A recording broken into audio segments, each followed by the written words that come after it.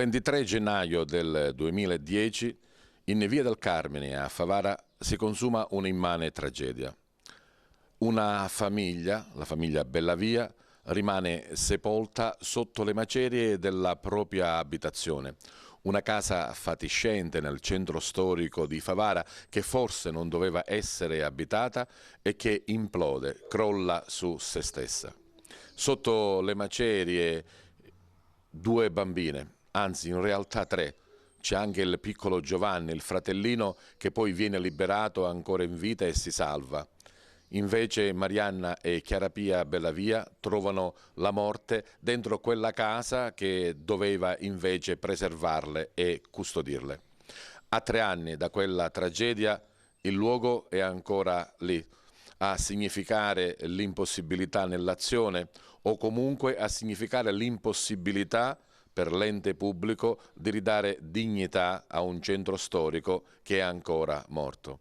Quello che vedete alle mie spalle è il muro divisorio che è stato innalzato in via Caporale Vullo per accedere in via del Carmine dove la tragedia è consumata. Prima una palizzata, adesso il muro con una porta che però si apre, tutti possono accedere e andare a transitare per quella strada simbolo di morte. Lo facciamo anche noi per vedere a distanza di 3 anni qual è lo stato dell'arte della tragedia in via del Carmine.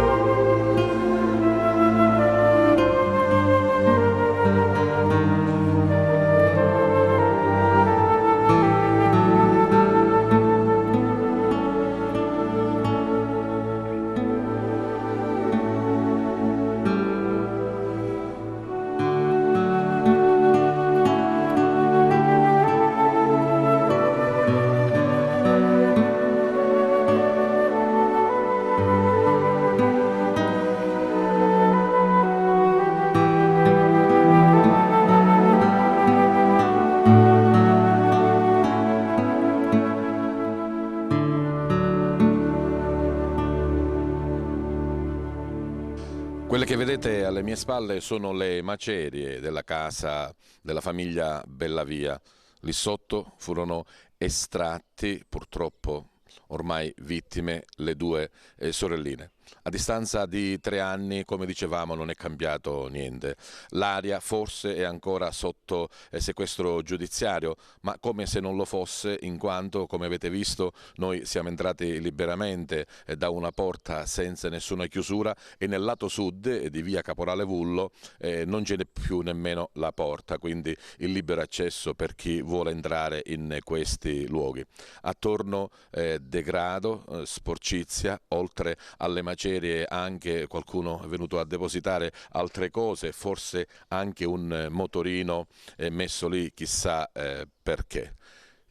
I cittadini si chiedono come mai ancora a distanza di 3 anni non è successo niente, come mai a distanza di 3 anni le macerie sono ancora là. Macerie che chiamano altre macerie, è come un effetto domino, una casa dopo l'altra è stata abbandonata, qualcuna è crollata, altre sono state demolite. Nel corso di questi anni si stima in oltre 200 le abitazioni pericolanti, quali l'ufficio tecnico del comune di Favara ha posto i sigilli, altre sono state demolite direttamente dai proprietari. Un costo di oltre 1,5 milioni di euro, però solo un intervento di demolizione e ancora niente riqualificazione.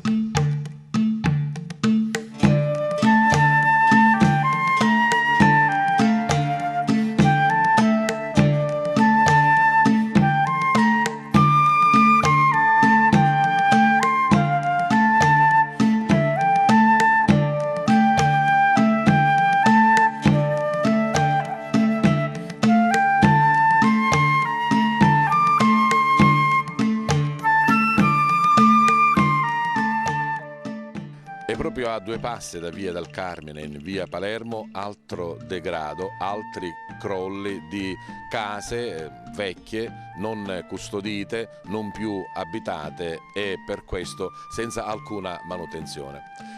Case abbattute, case demolite, case che crollano da sole, case che causano degrado e abbandono.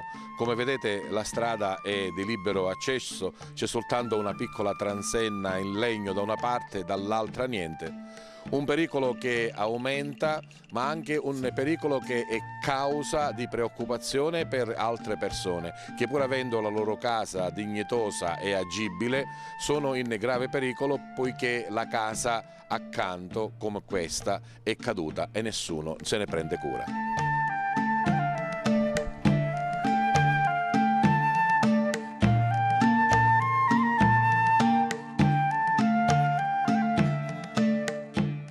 Cambia la prospettiva, cambia l'angolazione, cambia la denominazione della strada, ma il simbolo è sempre quello: crolli e degrado.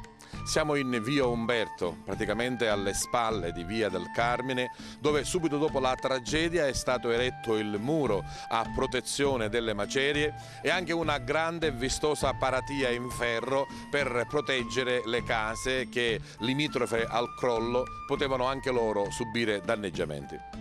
È inutile ripeterlo, a distanza di 3 anni tutto è rimasto come era prima. Vogliamo subito dire che non è necessaria solo l'azione dell'ente pubblico.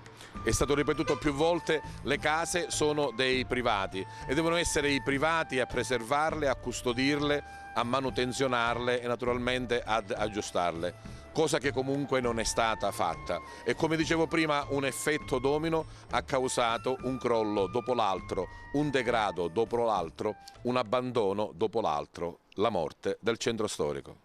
A non più di 20 metri in linea d'aria dal luogo della tragedia, via del Carmine, attraversando via Arco Mendola, arriviamo in piazza Cavour, il cuore della città di Favara, una delle piazze più belle dell'intera Sicilia.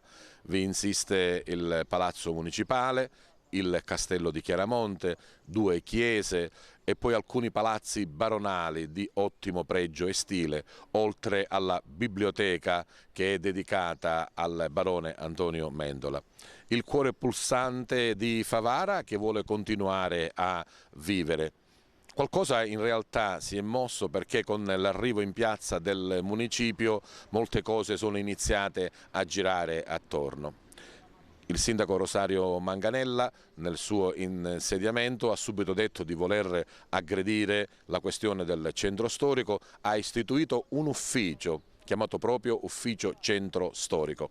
Forse ancora la macchina non si è messa realmente in moto, si sta cercando di iniziare un lavoro che crediamo e ne siamo coscienti è veramente importante e immane da affrontare.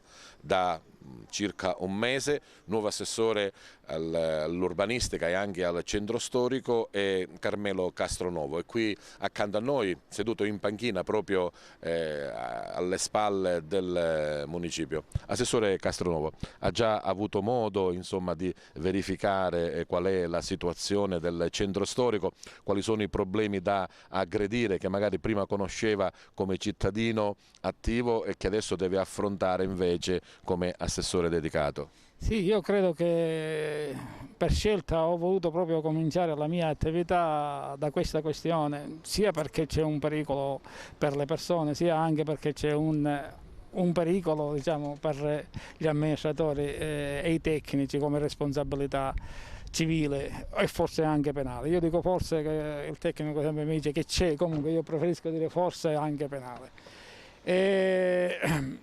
Abbiamo difficoltà a fare funzionare, a farlo mettere in moto l'ufficio centro storico, perché ci sono problemi di stanze, perché ci sono anche problemi di personale, inteso nel senso che dobbiamo trasferirlo da altri uffici, ovviamente ci sono resistenze, ci sono impegni che già precedentemente occupavano i nostri impiegati, però stiamo provvedendo a farlo funzionare e da questo aspetto credo che già rispetto a qualche anno fa un lavoro è stato fatto, anche se necessita di continuità. Infatti io sto sollecitando in questo senso, cioè il lavoro fatto qual è? Che a questo momento risultano censite circa 500 abitazioni che necessitano di intervento perché ognuno ha una sua pericolosità. La interrompo subito perché abbiamo avuto modo di dire, ma anche, come diceva lei, la responsabilità penale in alcuni aspetti, che principalmente il bene è del privato cittadino e deve essere lui a custodirlo, a preservarlo e naturalmente anche a fare degli interventi di manutenzione se sono necessari. Sì, infatti il secondo aspetto di questa vicenda è proprio questo, cioè che il Comune si scontra con due difficoltà principalmente. Uno è di ordine, diciamo così, tecnico-giuridico, nel senso che considerato gli anni che sono passati, non sempre i proprietari sono facilmente rintracciabili perché ci sono successioni non fatte e siccome è obbligo fare, diciamo, far recapitare al diretto proprietario, non sempre questa cosa viene facile perché i discendenti dei discendenti non si capisce a che punto siamo arrivati. E si scontra anche con un altro problema, uno di mentalità e uno economico, cioè questo problema sta arrivando in un momento, o meglio, sta venendo fuori in maniera più drammatica, in un momento in cui le questioni economiche dei nostri concittadini non sono certo floride. E intervenire in questo senso comporta un onere sicuramente economico e la questione di mentalità è invece relativa al fatto che più tardi posso fare, lo faccio, o probabilmente anche c'è un senso di rinvio per mentalità anche qua, perché il problema è il momento in cui il cittadino non interviene, dovrebbe intervenire l'amministrazione comunale. E qua ci sono già stati dei problemi, appunto l'intervento di demolizione di diverse abitazioni in forma urgente per il pericolo che appunto rappresentava, ha accumulato oltre 1,5 milioni di costi alle varie imprese. Insomma, l'abbiamo anche più volte riportato nei nostri servizi, qualche impresa anche si è rifiutata di fare dei lavori perché poi materialmente non riceve il quantum. Abbiamo anche questo aspetto perché siccome il Comune economicamente, ovviamente, se parliamo di 500 casi ufficiali, quelli che il Comune conosce, perché se poi dovessimo pure andare a cercare tutti gli altri non so a quanto ammonterebbe. Cioè, l'intervento in questo caso, se dovessimo sommarlo, sarebbe una cifra molto consistente. E allora forse dovremmo vedere nero? No, io non credo che dovremmo vedere nero perché io sono fiducioso e comunque anche se a passi lenti bisogna comunque andare avanti, cioè nel senso che dobbiamo purtroppo cominciare da chi economicamente è in condizione di intervenire in maniera insomma, da eliminare quanto più pericoli possibile.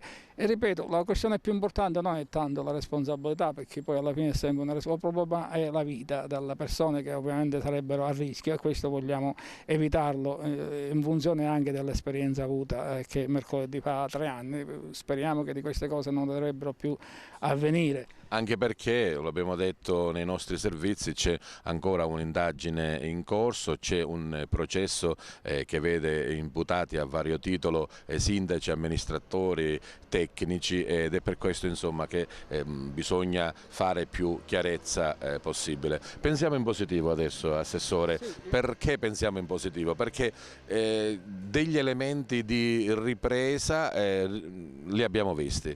Diciamo quello più eclatante è il Farm Cultural Park del notaio Bartoli ai 7 cortili, diventato anche adesso un caso internazionale, ma ci sono dei piccoli grandi imprenditori che vogliono far rivivere il centro storico, si aprono delle botteghe, si aprono dei bar, si aprono dei pub, perché in realtà abitare il centro storico è bello e forse anche dal punto di vista sociale rende meglio di una periferia anche se più nuova.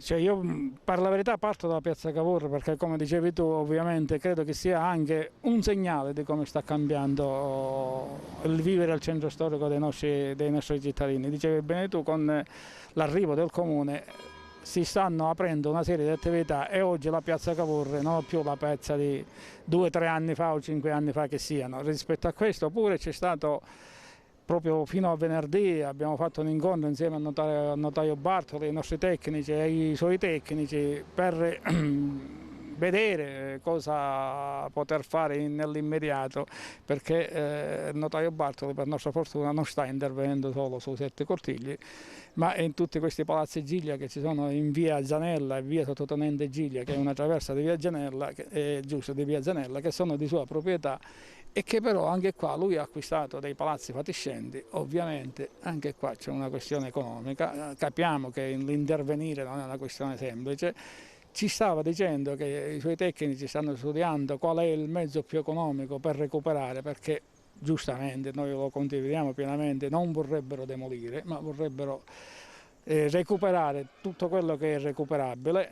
E se questo dovesse avvenire nei tempi tecnici ovviamente necessari, anche quell'altra zona sicuramente rivivrà una nuova stagione. Aggiungo pure... E a proposito di stagione, forse il clou e il culmine di quello che potrebbe essere un passo in avanti molto importante sarà la definizione del piano regolatore generale con i piani particolareggiati di recupero per dare gli strumenti giusti e sicuri a chi vuole intervenire e investire nel centro storico di poterlo fare. Il piano regolatore generale è pronto e semplicemente deve andare in consiglio comunale. In questi giorni, proprio in questi giorni, i consiglieri comunali ovviamente prima di portarlo in consiglio lo studieranno, e quindi è solo legato a problemi di tempi tecnici perché il piano è pronto, già i consiglieri lo hanno cominciato a visionare. C'è probabilmente un problema di ordine, come dire, tecnico-giuridico, se il piano regolatore, considerato che ancora non è ufficializzato, può uscire oppure non può uscire dalle stanze, come potrebbe essere visionato dai consiglieri comunali, che ovviamente ne hanno il diritto di visionarlo perché hanno il diritto di fare correzioni o quanto altro necessario.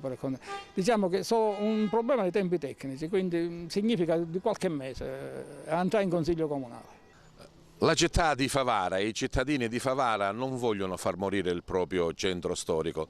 Dalle bruttezze che abbiamo visto, dalla staticità delle macerie, dalla bruttezza dei muri, delle paratie e di tutto quello che è l'interdizione nei crolli del centro storico, accanto c'è un'altra zona, c'è un altro centro storico, ci sono altre persone che vogliono vivere. Ne abbiamo parlato poco fa con l'assessore, uno degli esempi più importanti è la Farm Cultural Park del notaio Andrea Bartoli, questo progetto di rivitalizzazione del centro storico che forse fa a pugni con la distanza di 50 metri dove ancora le macerie delle sorelline della casa, delle sorelline Bellavia sono ancora là purtroppo. Ma io cercherei di utilizzare un'espressione diversa. Fare a pugni sembra quasi che siano due cose in antagonismo, no?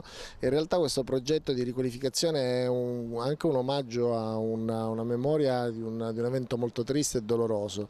Noi stiamo cercando di ridare una possibilità a una città che sembrava non averne. Ci stiamo impegnando perché al di là dell'arte, della cultura, del contemporaneo, quello che ci interessa è ridare vita a una città che sembrava aver perso, diciamo, un'indicazione, una strada, una bussola. E speriamo che non accadano più eventi tragici, speriamo che il pubblico si renda conto, non parlo dell'amministrazione comunale che ha capito bene quanto importante sia non il progetto di Andrea Bartoli, perché spesso si identifica questo nostro progetto come un progetto evidentemente esclusivamente mio, ma è un progetto di tanta gente, è un progetto di Antonio Alba del Belmonte Hotel e dei suoi parenti, è un progetto di Paolo con il bar, è un progetto di Leonardo Prituzzella con la pizzeria, è un progetto di tanta gente che da fuori, dall'estero sta venendo a Favara, sta comprando casa, ci vuole risiedere, ci vuole fare delle cose, è un progetto di Michele Vitello, di Enzo Castelli, di milioni di persone, è un progetto anche tuo nel momento in cui ce lo documenti, è un progetto anche di tutti i cittadini nel momento in cui ci manifestano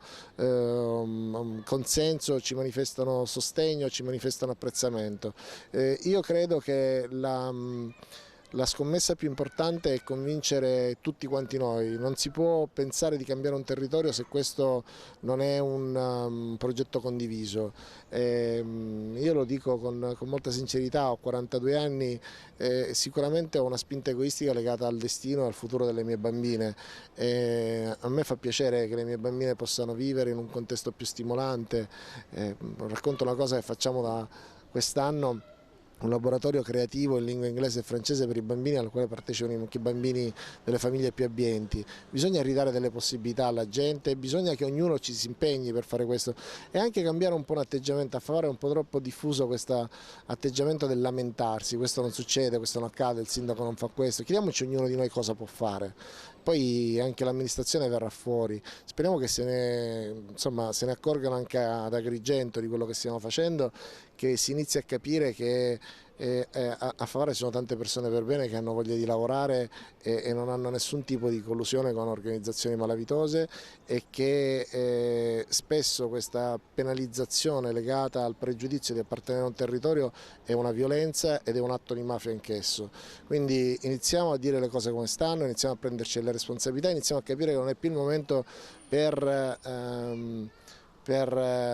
scherzare, perché adesso le imprese sono in crisi, perché non c'è occupazione, perché non è più il momento di far finta di niente. È arrivato il momento in cui ognuno si deve prendere delle responsabilità serie e ognuno deve lavorare se ha un minimo di coscienza e di giustizia interna.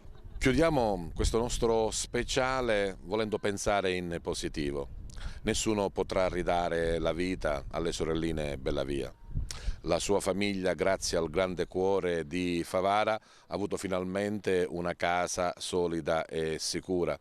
Papà Giuseppe ha avuto anche un lavoro e, come abbiamo visto, la città di Favara vuole rinascere e vuole andare avanti.